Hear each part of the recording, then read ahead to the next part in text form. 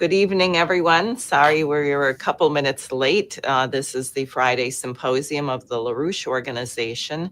I'm Diane Sayre, and we're going to be talking about food and farming. But first, and today, by the way, is October 24th. Earlier today, Helga Zepp LaRouche convened the International Peace Coalition call, which got a completely terrifying presentation by the nuclear weapons expert professor from MIT, Ted Postel, who described what happens when a nuclear bomb goes off. And I can tell you that after seeing that, you feel like we should file a class action lawsuit and demand millions of dollars in damages from the City of New York Emergency Management Services that a couple of years ago, right after the Russian special military operation in Ukraine began, I guess that's 3 years ago now, put out this absurd video of a woman standing in front of her brownstone saying, "Don't ask how it happened, but there's been a big one, the nuclear war." So if a nuclear war happens, the first thing you want to do is go inside. And what you see from what Dr. Postel went through is that you're not going to go inside. Everyone will have been vaporized that's anywhere near it. And people who are inside are going to be roasted in extreme temperatures from the fireball. And then the shock wave will be ripping the roof off. And then the 300-mile-per-hour winds will be removing whatever's left of the structures. And the damage covers a very wide area and pollutes the air greatly. And what happens is that people have a policy of retaliation. So there is no such thing as winning a nuclear war. You are not going to survive a nuclear war.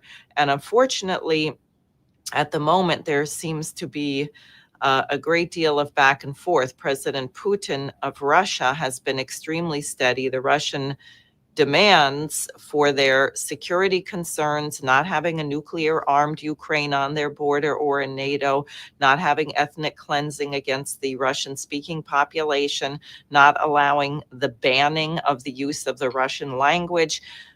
This is all very straightforward. Their demands have not changed, not in the last 4 years have they changed, but the United States is very up and down. And what I heard today from Scott Ritter is that apparently President Putin actually had indicated to President Trump that he would be willing to accept a ceasefire under very specific conditions, which is that the Ukrainian troops would withdraw, I think, from Lugansk, Donetsk, etc. And the Russians were waiting back for a response. This apparently was not even, who knows if it was conveyed to Zelensky. The United States doesn't know how to do diplomacy anymore. And the British, in the meanwhile, gave Ukraine Storm Shadow missiles and the coordinates, and they blew up a chemical plant in Bryansk. So the Russia-US situation is very tentative, very dangerous, very unstable, and therefore it is very important for people to consider what a nuclear war means and why this should be avoided at all costs. On the other major theater of war, the Middle East, Israel, Palestine, we have Israel continuing to violate the ceasefire. They are delivering about 1/6 of the aid that they were supposed to allow in. And we know that J.D. Vance, the vice president, and Marco Rubio have both been there. They wanted to be very careful to say that they weren't babysitting Netanyahu, but we know why they're there, because Netanyahu is the biggest threat to any peace deal. And frankly, the killing of Palestinians by the Israelis hasn't stopped, although there is hope. And what Helga Zepp LaRouche has been putting on the table in both cases is a beautiful program, the Oasis Plan for Israel, Palestine, massive desalination of water, irrigation. If you want peace, you have to have adequate electricity, water, housing, food, something we'll be talking about shortly. And then the other project for U.S.-Russia relations is, of course, the Bering Strait tunnel, and EIR had a phenomenal seminar on that on Wednesday, which I would encourage people to look up. But I want to get right to our guests. I'm going to bring them onto the stage. This is Marcia Merry Baker, one of the editors of Executive Intelligence Review and farm and physical economy expert. Good evening, Marcia. Hi, Diane. Good. And I'm going to get your husband up here too. Okay, and Bob Baker, farm leader. They're both in Virginia, but they hail from Pennsylvania, Iowa, and God knows where else. So I do have some of the videos you wanted to show, but why don't you go ahead and tell me what you'd like to do?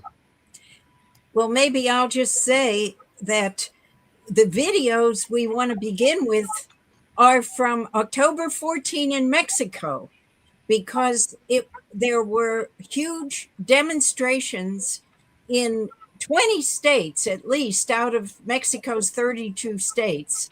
These were the farm states, mostly up in the north and central area. And these were farm leaders out blocking highways, surrounding government buildings. And they will get into how that connects to everyone's food, especially in North America. But what they put on the table is we have to have a national agriculture discussion. That's their term in Mexico, national agriculture dialogue, because the current system is ruining farmers, and that means threatening the food supply of Mexico. And here we are on the other side of the border. The initiative out of Mexico really opens things up for us and for other nations, especially in what we could call the West, that is Europe and so forth, where we're in the kind of final phase of agriculture for decades of free trade, of trade run by the agro-financial complex. So that's what we can hear more about, but you may not have been able to see on major media or whatever minor or alternative media much of what happened. But we have a new economic system on the agenda of the world, thanks to the Mexican farmers saying, we want to change our policy here in Mexico. Shall I go to the video? Let's do that, and then we can talk. There we go. Oops. Okay, here it comes.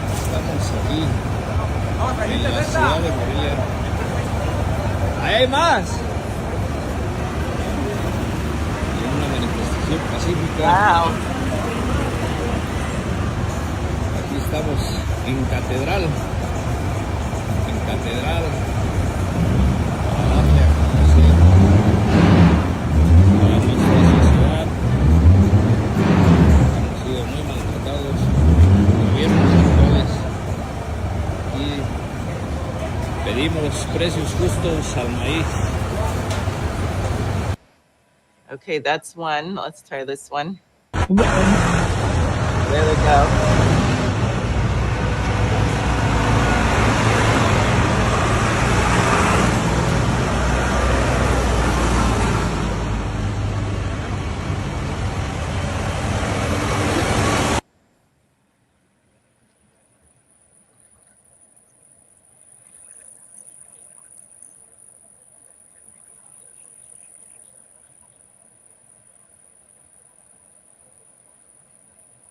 Cut the volume.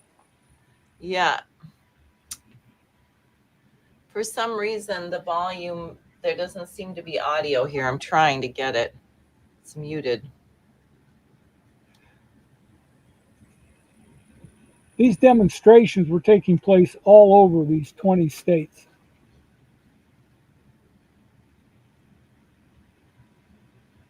Wow. As you can see, it's not a small thing. No, it's huge. Did they have helicopters involved, or was that just law enforcement I saw, or people flying banners overhead? I don't know, but they had a lot of drones involved, flying signs over the tops of their rallies. Wow. Yeah, very significant. These were up in the Northwest, Sonora, Sinaloa, Jalisco, Michoacan, and they were especially initiated Well, they were collaborative. The corn growers play a big role in this, leaders of corn.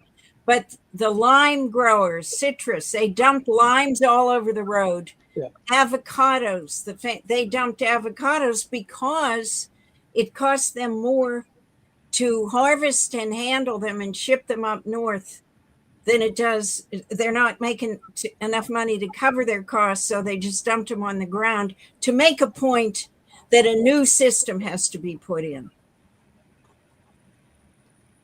Are those the three we have, Diane? Yes, yeah, and I do have the slides as well if you want.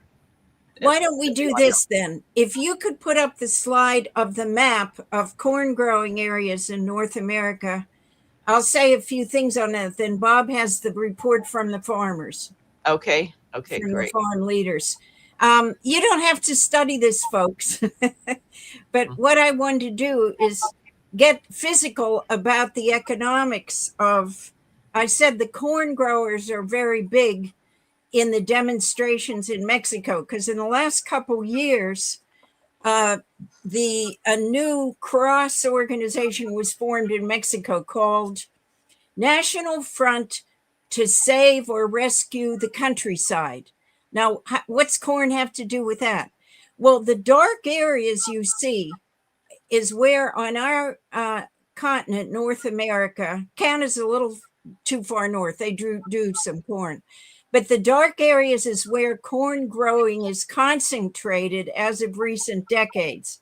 So you see our big corn states, Illinois, Iowa, Nebraska, the Dakotas. And when I say ours, this area was made after World War II to be a kind of source for export of the Wall Street, London, Amsterdam merchants of grain, Cargill and ADM and Bunge. They went into the U.S. and through government, muscling the government and controlling credit, you got a real concentration like monoculture of corn. So now take your eyes down to Mexico. There in the West, you see some dark areas where they grow a lot of corn, Sinaloa and so forth. And Mexico has fewer people. We have 340 million in our country. They have maybe 140 some million. But what I want to make a point about this is Mexico ages ago is the home of corn. And Mexico, look, do we know, don't we know and love Mexico's eating preferences, tortillas and tacos and burritos and tamales, and they get most of their calories from corn as well as beans. And Mexico, I'm taking a benchmark, in the 20th century, Mexico was the home of terrific improvements of corn. A research center was set up there, an international one, terrific one. And it was developed improved corn, improved wheat. It was called the Real Green Revolution. And in the 1960s, Mexico had plenty of corn. They were exporting to the Caribbean. Bang, though. Wall Street and everyone, the complex said, no. You in Mexico have to import your corn because it's cheaper from Iowa and Nebraska. And you in Mexico, you corn growers, grow something else. Well, for a while they may have, but everyone remember in the 1990s, that's when the North American Free Trade Agreement came along, NAFTA.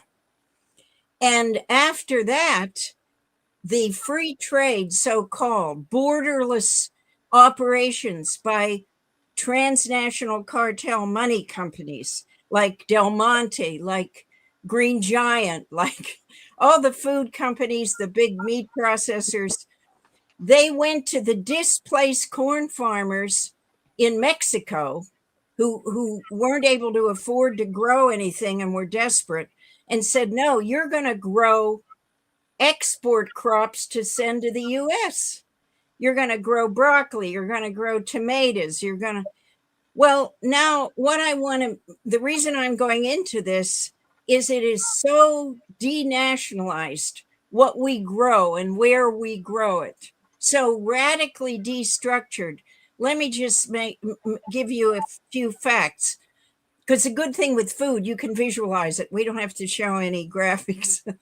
But let me tell you, Mexico depends for about half of its annual corn consumption on imports, almost all from the United States.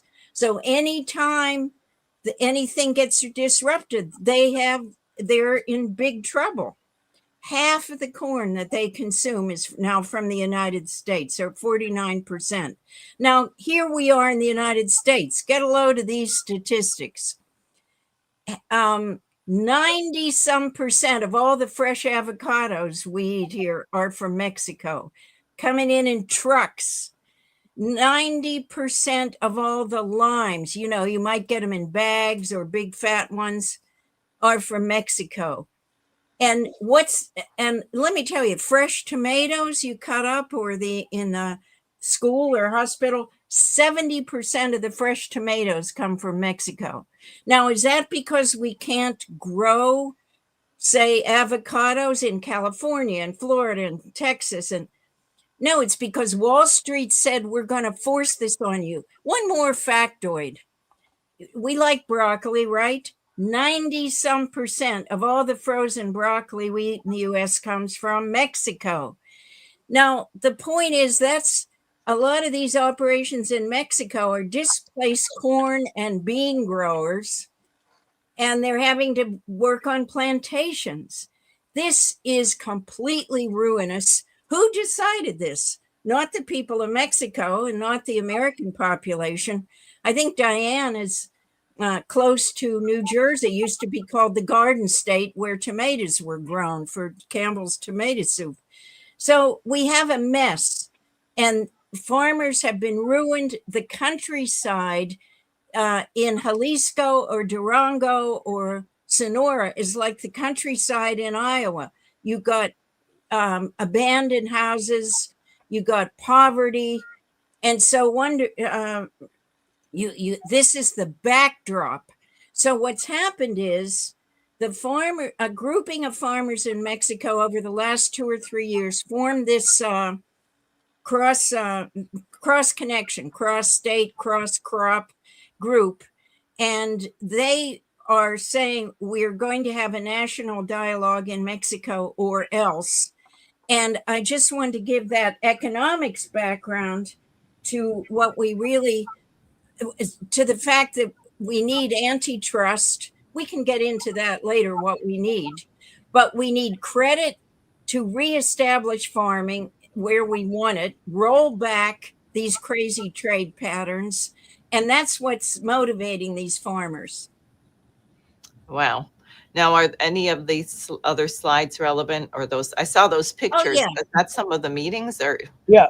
Yes, we should show the next one. I forgot, Diane. Okay. Meaning this is just a normal graph, I think, because here's Mexico's corn imports. This is in the Executive Intelligence Review from 2 or 3 issues back, our weekly that's been reporting on this. Go look for this. LaRouchePub.com will show it to you. This is just since 2015, and it's simple. The annual tonnage of corn that's put on a train in Nebraska and goes to Mexico is going up. Wow. Up to about 25 million tons. But what you don't see is that it's gone up its share of dependence in Mexico. They're dependent on imports for corn that originated there, grows well, and if you built big projects and had irrigation, this is completely insane. And so the same thing, if we chose to show graphs here, you should see I'll give one example and then I'll quit, Diane. You're from Maine, I think. Yes. The story of blueberries sums it up. Around 20 years ago, you weren't growing blueberries in South America much. You were getting them from Maine and elsewhere. Mm-hmm. So Wall Street and London moved into Peru and said, let's have some blueberries here. You can make some foreign exchange. So if I showed you a graph, Peru's become the blueberry center of the Western Hemisphere, Wow. but it has to import wheat from Canada for its daily bread. And it's insane. So I'll stop with insane projects. But the next graph will show you where Bob can, not graph, the next image will show you what Bob can pick up on about the farm leaders in Mexico taking all of this on. Yeah, this is very fascinating. And as you can see, that's quite a distinguished looking group of farm leaders. And if you notice the gentleman in the middle in the dark jacket, that's Mr. Cardenas. He's the grandson of the former president of Mexico, Cardenas, who is famous for nationalizing the oil cartels and bringing back the family farm orientation to the Mexican policy. So that was very big. You'll see another picture there of the audience, I believe. And they just brought in hundreds of people from all over, but this was a combination of the farmers, ranchers, and the college. And so a lot of young people, much more than you can imagine, were taking notes very, very diligently. So if you go back to that graph of the corn imports into Mexico, the key thing about is this. Here we've set up the North American Free Trade Agreement, which we, the LaRouche movement, put out millions of pamphlets calling it Auschwitz below the border. That's what we said in our campaign to stop the implementation of the North American Free Trade Agreement. And what you see here is over half of their consumption of corn is coming from the US. Well, what's interesting, it's coming in cheap. It's putting the Mexican farmers out of business. But guess what? The corn in the United States is the price is below the cost of production, and the farmers raising it there, at least the big ones, wouldn't even be able to do that if it wasn't for some tremendous farm subsidies that help maintain the cartels' control to slowly reduce the number of farmers. So they're becoming marginalized. Now, if you, what I'm going to do is the farm leaders of Mexico, the National Front to Save the Countryside. This is a very powerful group that came together, and our organization, the LaRouche Movement, has been working with them. They teamed up with the economic faculty of the National University of Mexico. And that's a very powerful combination, because what we did is we sent a message down from the farm and ranch leaders in the United States to our friends in Mexico. And this report was one of the first things that was read. This is the opening of that conference they had, the farmers had in Mexico. And the letter of support, we called farm leaders in one day. I did, and we got 18 U.S. farm leaders of organizations to sign on to a letter of support to the farmers in Mexico. And Bob, can you say more about that? Because I think a lot of people are kind of brainwashed about this supply and demand business. So, and the way the World Trade Organization has set things up is people say, oh, well, other people shouldn't produce this because we want our farmers to produce it. They're creating that, for example, now with beef from Argentina, right? We're supposed to bail out Argentina, so we're going to buy their beef. And what about our cattle farmers? So what you're saying makes it sound like there's more solidarity among the farmers, that it shouldn't be that kind of pitting people against each other. That's exactly right. And well, you see the policy at the top globally being run by the oligarchy, the old empire families, through organizations like the World Economic Forum, the BlackRock crowd, this grouping of policy, and their policy is to monopolize and consolidate food production, because the overall directionality is to reduce the population of the world. So you make it harder and harder for people, and God knows that's what we're seeing discussed now. I mean, all the prices in the grocery store are going through the roof. So the question is, how's come when there's such a demand for food, we would see the farmers being reduced, the number of farmers. So what they're doing is they're putting the farmers of different countries, they're making them compete against each other. At least that's what they say. But a good example of this is what people have been hearing about with President Trump is now calling for the import of beef from Argentina. Now, what's interesting is the U.S. We could produce all the beef we need. You know, right now we import 70% of the lamb that we consume in America. 70%. We could produce it all right here and more. But that's the process that's set in motion. So, what interesting dynamic with Argentina that I was discussing with a farm leader today is the biggest meat packer in America is from Brazil. It's called JBS. It's a huge monopoly, a meat monopoly, and they just got put on the Chicago Board of Trade. So that means they got a lot of extra money they can get.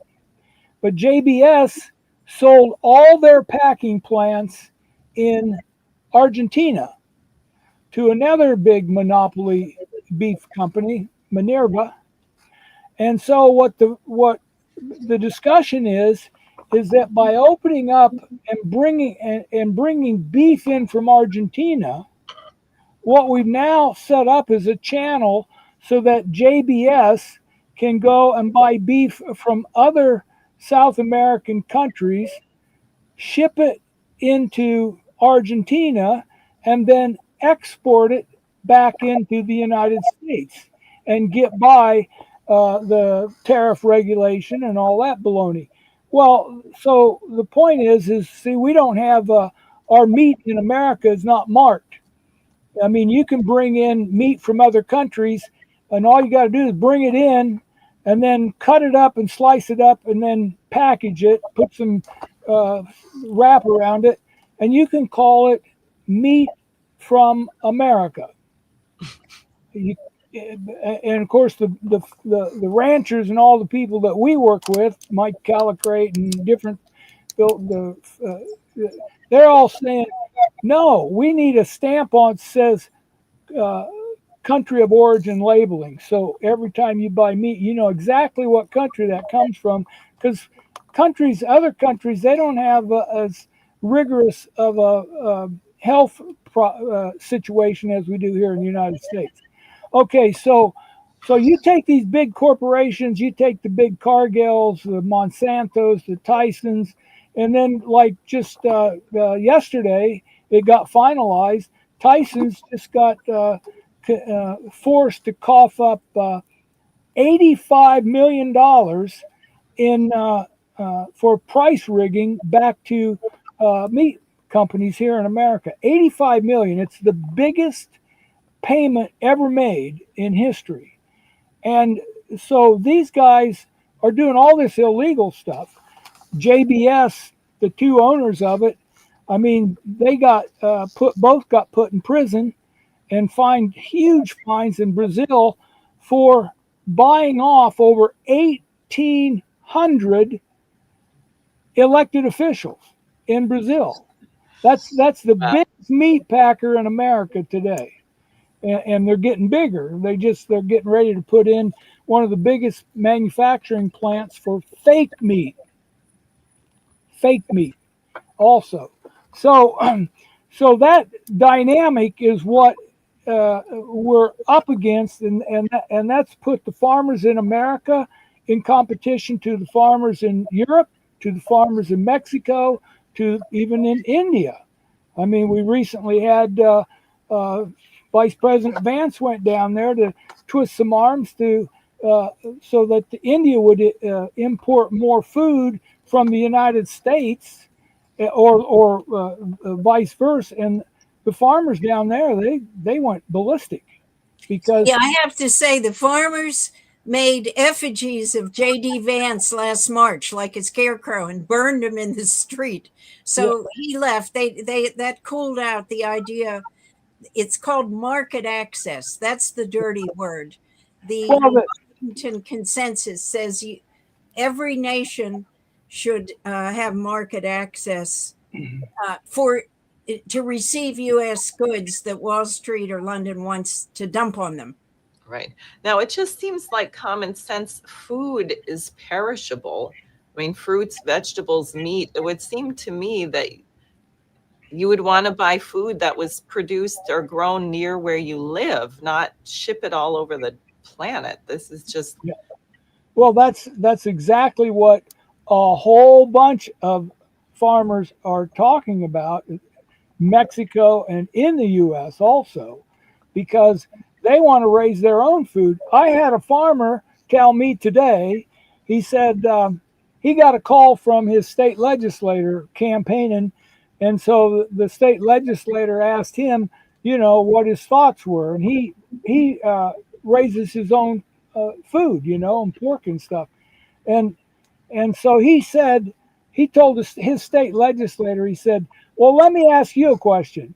If I was convicted of running drugs and put in prison, would you have more respect for me or less? And she didn't know what to say. And then he said, well, let me ask you a different question. If I sold meat to my neighbor and got put in prison, would you have more respect or less? Because it's illegal to do that in America. wow. You got to have regulations, and the USDA can come out and arrest you for selling meat to your neighbor if you don't have the right kind of thing.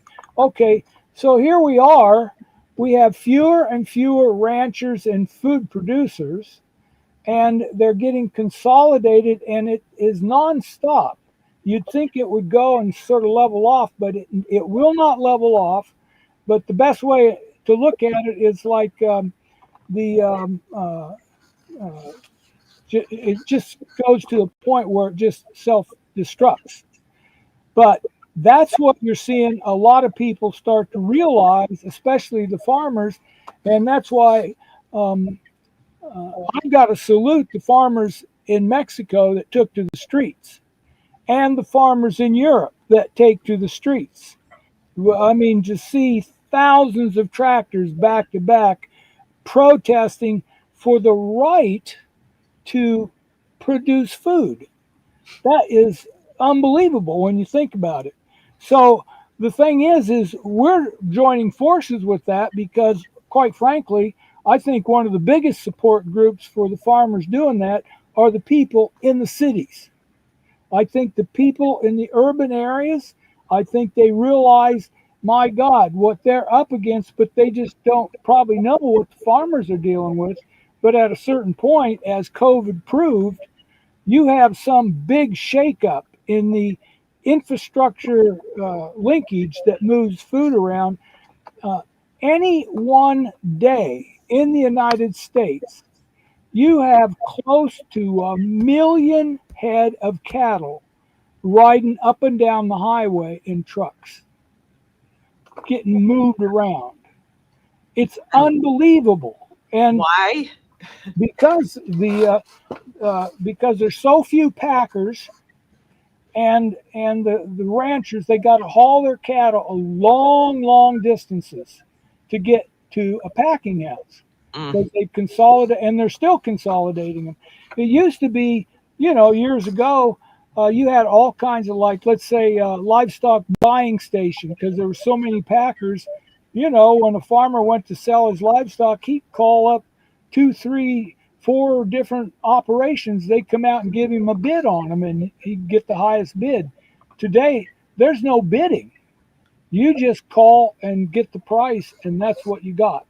Because Wow. there's a four packers control 85% of the beef slaughter. Now, this is what the farmers in Mexico took on, and they and so we organized and got 18 farm leaders in one day to sign on to a message that said, we are experiencing tremendous conditions in terrible conditions in the United States that make family farming and ranching impossible to continue. We have been fighting the situation in many different ways through our organizational and other joint efforts in Washington and state legislatures and in the courts. Just a few points. Input costs exceed revenue for farmers producing corn, soybeans, and other crops. Dairy has been slammed. The U.S. imports of beef from it imports its beef from more than 20 countries. The U.S. is 75% import dependent for lamb. The monopoly cartels over the past 25 years have set up patterns of horticulture production that Marcia went through, importing 80-90%, of our horticulture products. And so we sent in this that they want to unhook their grains are being forced to be traded on the Chicago Mercantile Exchange, where they're rigging the price all the time by the cartels. And so the Mexican farmers, when they renew or reorganize the new U.S. Mexican Canada trade agreement, they want to get those grains unhooked so they can set up a parity price orientation in Mexico, which is what the United States, and we said in our statement, the discussion about basic grains, that's what they call these grains that get traded in the Chicago Merc, is fundamental, and the approach can carry over into all other sectors of agriculture and the food supply. We said the historical capacity in the United States for volume of output and productivity has been warped by the monopoly cartels into an export source for ruining other nations' farm food systems.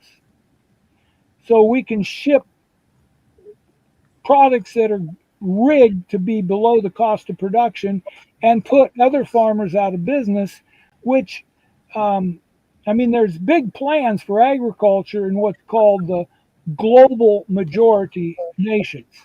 And this is why the BRICS countries, they're seeing this and they're trying to pull together to, launch self-sufficiency.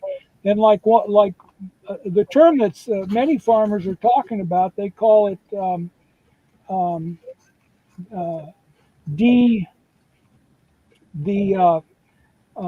nationalism. They're denationalizing food production in all the countries. And that's how you put in place an international system so you can reduce food production and make it look like it's just normal for population control. So the Mexican farmers, they sent a message to their president, and they said, in the context of the tariff war Mexico is experiencing as a result of decisions made by President Trump, it is clear that they intend to intensify the economic and trade policies stemming from the NAFTA U.S. Mexico Canadian trade agreement. One of the main objectives is to complete the takeover of our national food market, which would result in the corporatization of our agricultural activities. and in greater displacement of national producers. Mexico should not continue on this path, especially in the context of the de facto trade war which we are experiencing, in which it is not unthinkable that grain blackmail could be used, to which we are vulnerable given our food dependency on the U.S. And they went on into the discussion of the development strategy must be guided by a goal of food self-sufficiency, which requires returning to the concept of national agriculture, which are maintained, which Mexico maintained from 1935 to 82, and it incorporated all kinds of land that's been subsequently taken out of production through commercial agriculture. And so the asset must be restored for a national market. And I read this statement to several farm contacts, and they said, "Wow, that sounds just like here." Mm. And and and it is. So the point is, see, this is a unique thing that we are bringing to the discussion in many different ways, but agriculture like this, to people around the world. The LaRouche movement, bringing this international picture so people start to realize there's another animal out there. It's called the oligarchy, the old colonial oligarchy. And this is a small grouping of very evil, nasty thinking people, very immoral. But see, the idea is we got to get back to what's a policy, a moral policy for a human population, and that policy would be universal throughout the world. Right.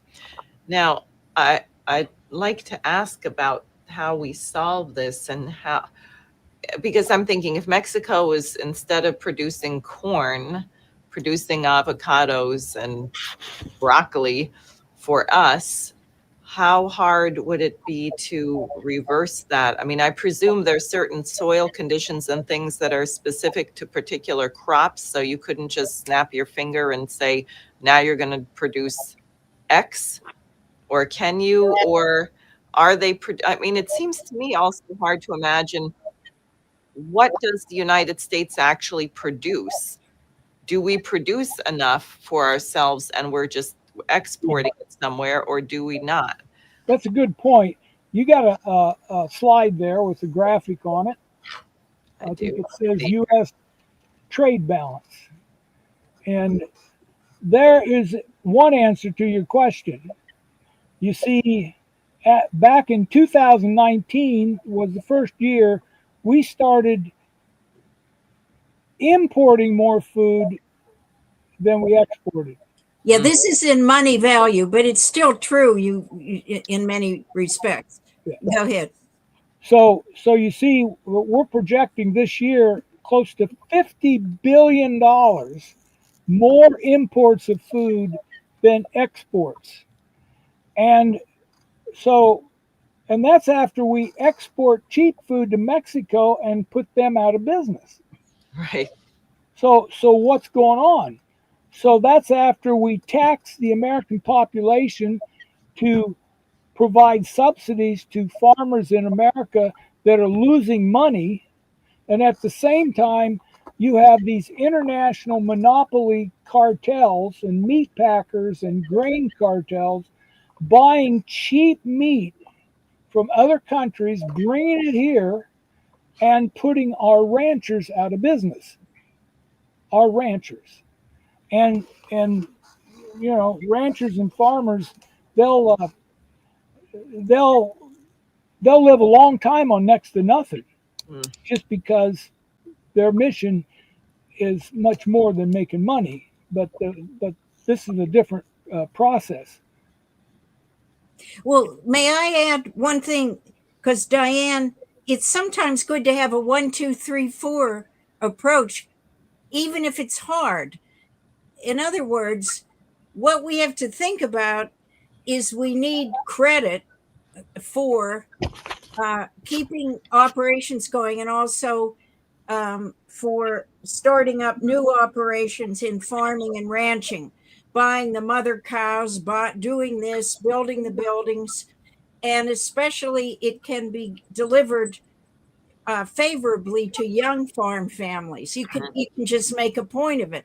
Secondly, so you need a new bank to do, or a new authorization to do it.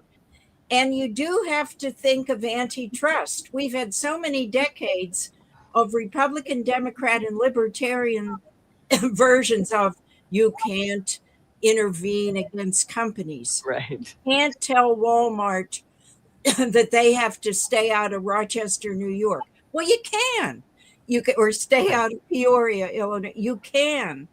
For example, Walmart is currently building a huge meat processing plant. It's not going to buy. It's done that with dairy milk. So you have to have antitrust. Those of you old enough remember Bell Telephone. Ma Bell was divided up. You can order uh, breakup of companies. You can order corporate policy, number 2. And then you can go on number 3 and 4, work with your partner trade countries. Like Mexico farm leaders said, we do not want to break off relations with the U.S. We do not want to break off getting corn in the meantime while we reestablish our national corn. So you have meetings, and so that's number 3, 4, 5. We could go on like that, including the use of science, but that's a good way to wrap things. I don't mean wrap up this program, Right. but that is the active side of this, and the collaboration between Mexico, U.S., and other farmers. This is it's just one part of the economic new framework, new architecture that we need, including in industry, heavy industry. Right. Just the food. I just want to, I have this image in my mind of where all our food is going, of 20 people with their dogs on 10-foot leashes, and they all run around and get totally tangled up, and you can't tell what goes. Yeah. In other words, rolling it back. Right. And it's like Linda LaRouche used to say, you have people say, you can't put the toothpaste back in the tube. And he said, no, take a tube, cut it at the end. That's how it got there anyway. Put some paste in So during World War II, you had counties. We had 3,000 counties in the country. And they had county and state meetings. Who can produce more dairy cows so we can have more dried milk powder to send to the front? Who could... We really, it gets down to that. Which corn states in Mexico would have the priority? You can, it's very concrete. I happened to visit Durango, for example, which is a state that has runoff from the Sierra Madre and had irrigation works developed in the 1960s. Then they're all let to fall apart. If you chose to inject more money into pre-existing neglected irrigation, you can grow more in that state. And that's how you do here in the US, the same way. Get started. Kansas has plans for using extra, some of the surplus flood of the Missouri River when it floods, impound that. And while meantime, we build the big projects like the North American water and power lines. But so we need to have teach-ins or meet-ins or whatever, because we have to do this. I wanted to go ahead. Well, I think the key thing that never gets discussed enough is we have an international oligarchy that is putting in a policy to reduce farmers, food production, everything, educated citizens, culture, and we got to address that. And see, just as an example, when we, Lynn would go back and talk about getting rid of the Bretton Woods system, floating the dollar, and how that affected things. Well, they changed the lending laws in that period in the 70s so that the lenders could loan more and more money for farmland, and drove the price clear through the roof.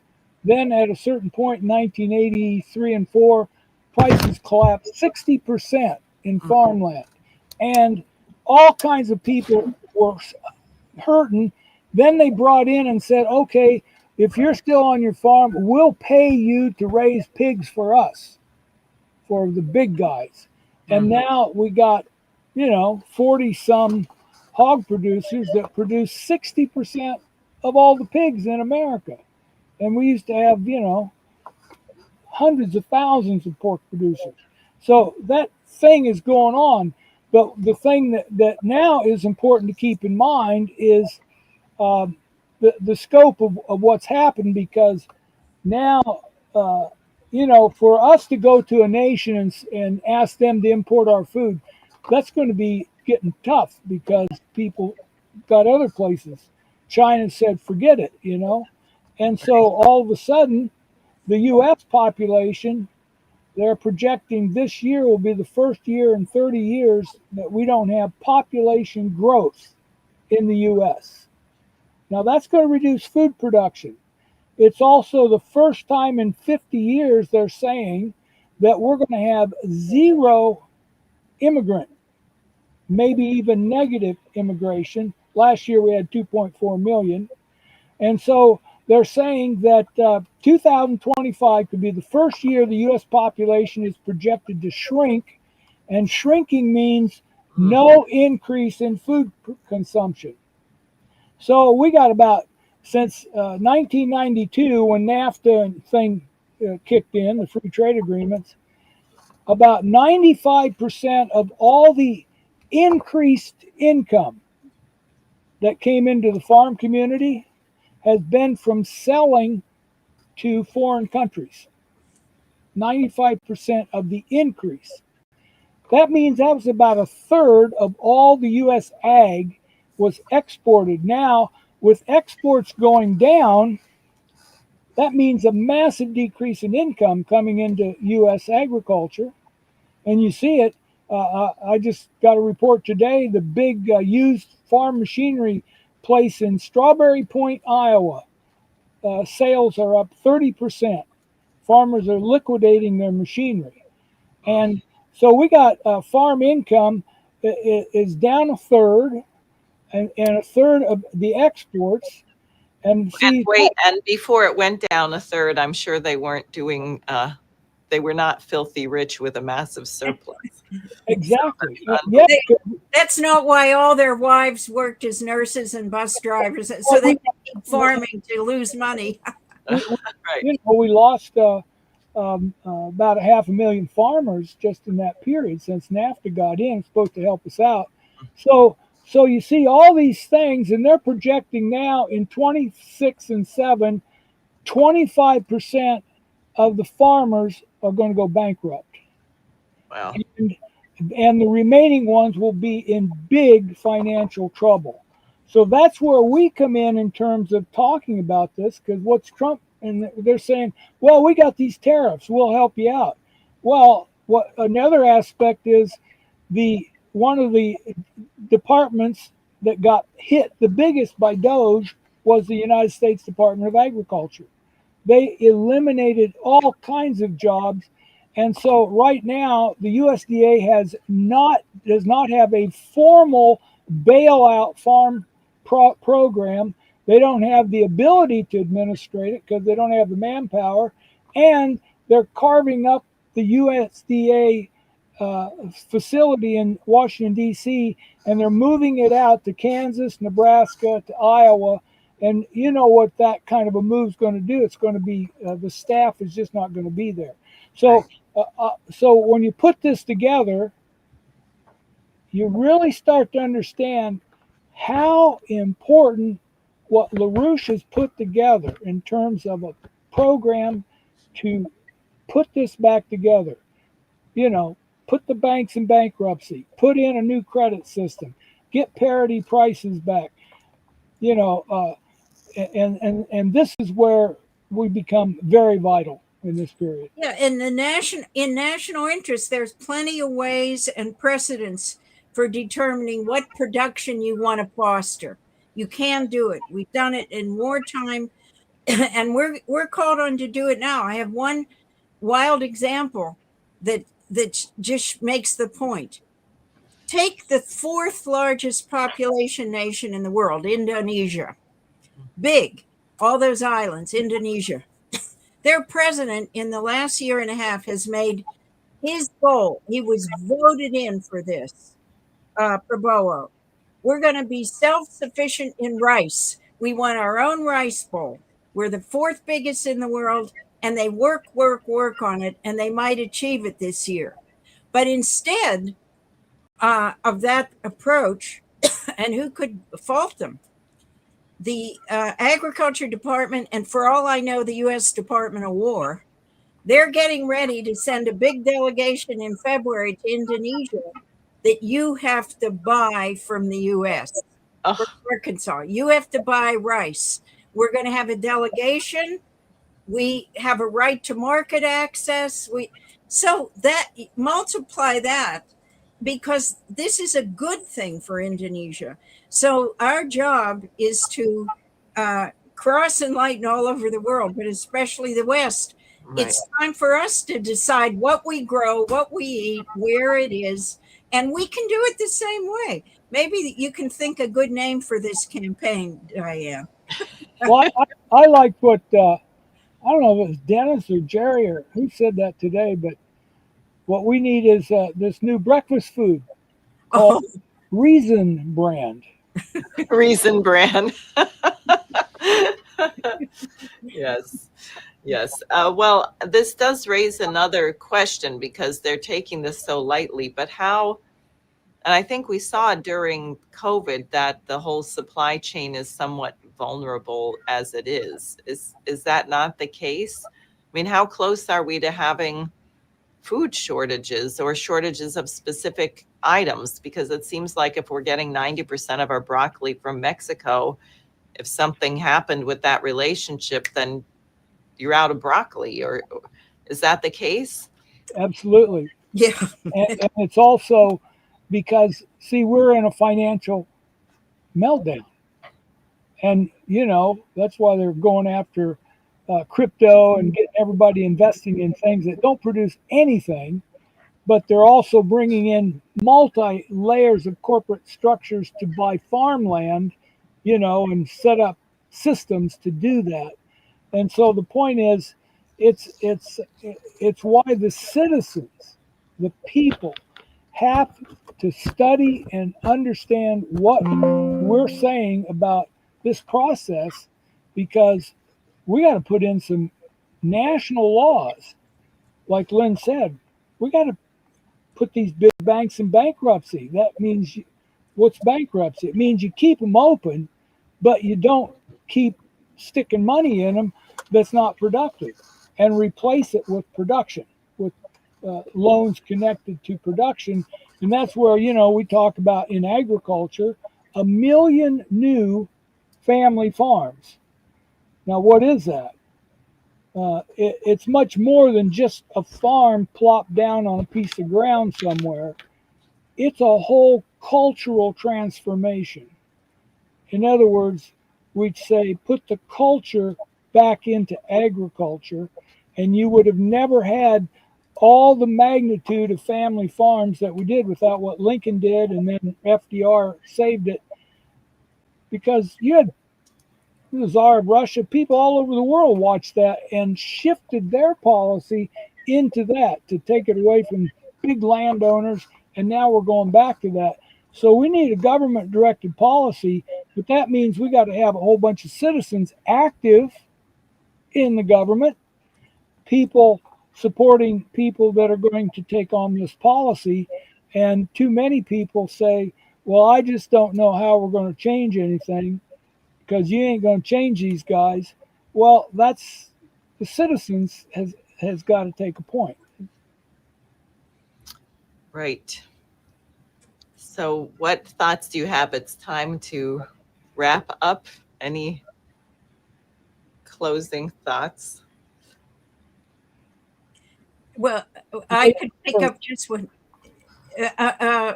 Bob said about the citizens. In other words, it, it's not just whistleblowing as a bystander. Okay, I'll blow the whistle and call someone else to intervene.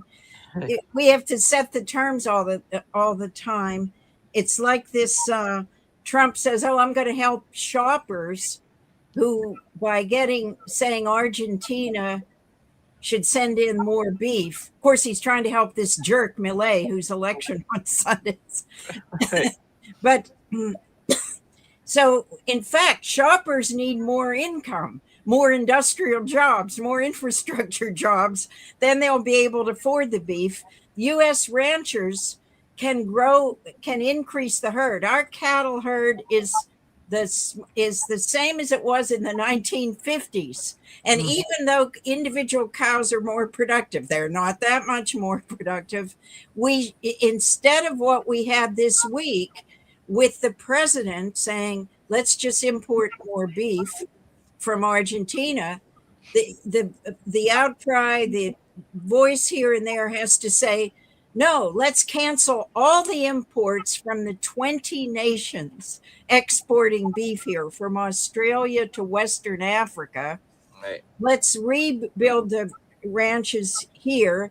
Let's eat this Reason bran and figure out how to do this for a change. Get some real mental nutrition, and just laugh or ridicule things like that business of the Argentine beef. Right. I mean, I think one other thing we've got to do is revive home economics. People don't cook. They all go to McDonald's or I don't know what. It's just horrible. Really, people don't know how to run a household. And frankly, they're working so many jobs, they probably wouldn't have time if they did. And shop and vocational education, because I think we're suffering from our younger generation not actually having hands-on experience of doing anything real. Or watching it go on around them. That is a deprivation. I mean, we can, and so people then they're subject to being sidetracked. If you're not trying to, for example, take milk. It's good to have milk produced in different localities. It's fresh. Then you just give it some pasteurization, get rid of the germs. It tastes good. Now we have gigantic milk factories in Idaho, California, a big one in Minnesota. It gets what's called ultra pasteurized. So it has a very long shelf life. It gets tired. So what does the public sometimes think?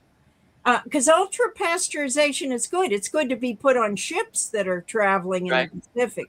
So you should but the public thinks, oh no, I hate pasteurization. Excuse me, do you like germs? Do you want salmonella? So people are such patsies also, especially when it comes to food, sex, real estate, and money. But food, you get, and there's a wonderful book, everyone, called The Nuts Among the Berries. And it's out of print, but you can get it at libraries. So people get funny about food, but the kind of thing we've been talking about of the public interest in where and how food's grown and how real farm families have the means and the education to produce food and live out in the countryside, everyone benefits. And there are countries, I said, Indonesia's working on its rice growing. Great. We can work on restoring different kinds of production, citrus in the South, that kind of thing. So I think it's exciting. And the next time you go to the store, don't buy anything without looking where it came from, and you'll get a primer on what's happening in the world. Except meat. I guess that's one we can't find out. But no, you could have for a couple of years, and then Congress was leaned on by the meat cartels, and they rescinded it. Wow. Bob, what? Well, thoughts? Yeah, I think different ways to think about the food situation in terms of what's happening to the country and to the culture and all that. But sometimes you got to ask yourself, how many people would starve if we outlawed all junk food in gas stations? See, think about it. The magnitude of that. I mean, it's the most organized display of just about everything you shouldn't really eat you can find. Right.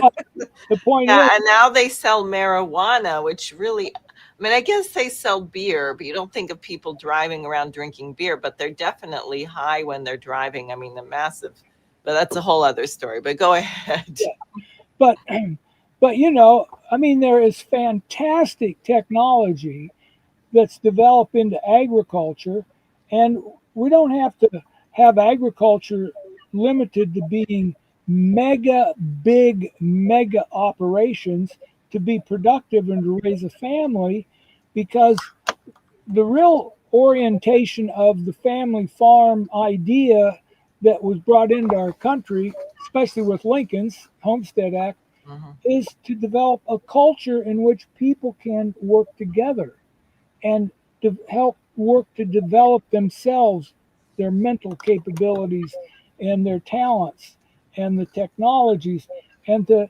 find joy in that without having to put a dollar sign on everything and measure whether or not you're big and all that kind of thing. But I think there's a massive movement in agriculture moving that is in that direction, that is uh, developing the idea of re-establishing selling their products local, Mhm. that kind of thing. And I think also, I think the biggest support base for that, if it was done right, is the urban population. I think they would be very big in supporting a move for a massive growth of family farms. Yes, I think so. And I think it would be so good for the students in these inner city schools to go spend a summer on a farm or a couple of weeks and have that experience, because there does seem to be something just very fulfilling about planting seeds, watching them grow, being aware of all of the factors that have an effect on them. You know, it's eh, wonderful. And I think part of what farmers contribute is, if you're running a farm, there are so many, you're not just doing one little thing, right? You people are fixing their tractor, and they're figuring out what the weather is, and irrigation and fertilizer, and I mean, there's just a lot of that's involved in it, and they aren't listened to particularly. I'm thinking in the state of New York, we have had a huge fight with these solar panels and windmills, because also farmers cannot get loans, or they're offered money for chunks of their land to go to this foolishness. And one person in Niagara County told me actually that one farmer, and they don't do this because they want it, people do it out of desperation, but had uh, given a bunch of his land to this solar array. One person told me, never call it a solar farm again. So I'm not calling it that, a solar array.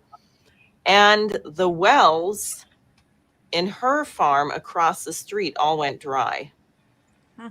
because the solar panels prevented, the water hit and evaporated. So the amount of water flow that was coming into the land wasn't there. And it had a very specific impact on the person, you know, across the highway.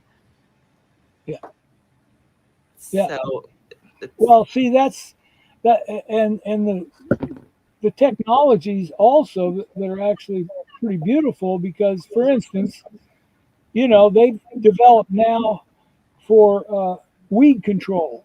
You know, you see the farmers spraying chemical, you know, but they've now designed so that the boom, instead of just having individual sprayers, it's got little cameras all the way along it that focus and they just spray the individual weed they see. That's amazing. They've reduced the amount of chemicals they need by 2/3. Wow. And because they're not spraying, the land that doesn't get sprayed is actually more productive. So, Right. so you see, that's good technology. Right. Another one is they have got lasers to kill the weeds, and you put them through the field. They get coordinated with the satellites, and they got Right. cameras, and they zap them. You see them. So it's that kind of thing that could get people excited, Yes. but also you bust up the monopolies, and you put back a fair price, a parity price, because we have 30% of what the farmer needs to stay in business for a family farm. 30% of the parity price that we should have. And people say, well, God, if you had parity, then, geez, nobody could afford to buy the food. No, you have parity and you bust up the monopolies that are rigging the price and sending it through the roof as they sell it to people. Right. And see, that's what the LaRouche movement is focused on. Yes. Great. Well, I want to thank both of you very much. I'd put a note in the chat on some of the social media, but I'd like to encourage people to donate to the LaRouche organization.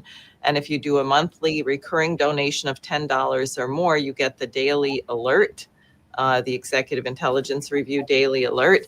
And if you give $50 a month or more, you get the weekly in-depth publication, which both of you have been writing for. And Marcia, I know, and I often put together the daily alert.